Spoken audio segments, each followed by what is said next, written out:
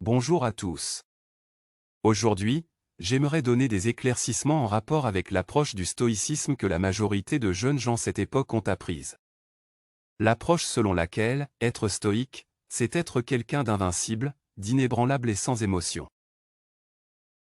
Mais cela, est non seulement faux et démodé comme approche de la philosophie stoïcienne, mais ça peut s'avérer destructif pour les jeunes qui s'intéressent nouvellement à la psychologie, la philosophie voire la nature humaine de manière plus globale.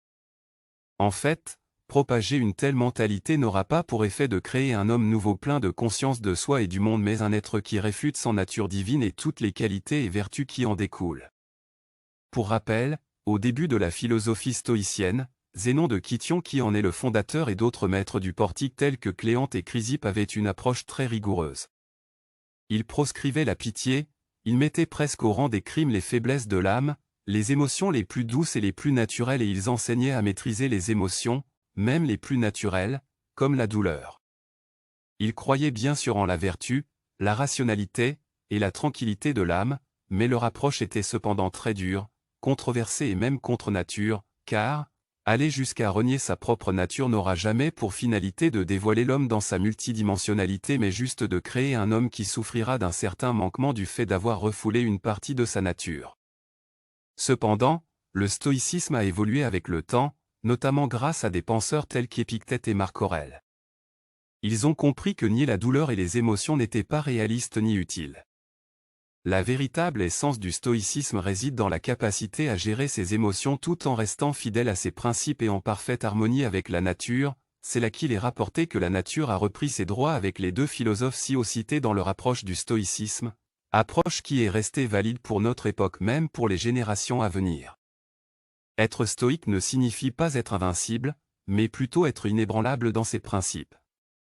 Cela signifie que vous pouvez ressentir la douleur, la tristesse ou la colère, mais vous choisissez de ne pas laisser ces émotions vous gouverner. Vous restez fidèle à vos valeurs et à votre sagesse. Épictète a dicté des leçons qui pourraient être la règle des saints du christianisme, mettant l'accent sur la bienveillance, la résilience et la vertu. Marc Aurèle, à travers ses pensées, a offert un traité de morale exceptionnel et jamais écrit avant lui et aussi inégalable après lui, traité qui démontre comment appliquer les principes stoïciens dans la vie quotidienne. En fin de compte, le stoïcisme nous apprend à être inébranlable dans nos principes, à embrasser la réalité tout en restant maître de nous-mêmes. C'est une philosophie qui peut nous aider à vivre une vie plus équilibrée et éthique. Alors, la prochaine fois que vous entendrez parler du stoïcisme, rappelez-vous que cela ne signifie pas la philosophie qui enseigne l'invincibilité, mais plutôt celle qui apprend à devenir des êtres des valeurs et principes inébranlables. Si cet éclaircissement vous a été utile, vous pouvez lâcher un pouce et vous abonner à la chaîne et partager ce contenu. Merci d'avoir regardé jusqu'à la fin, rendez-vous à la prochaine vidéo pour plus d'éclaircissements et d'approfondissements. Une dernière demande. Prenez soin de vous.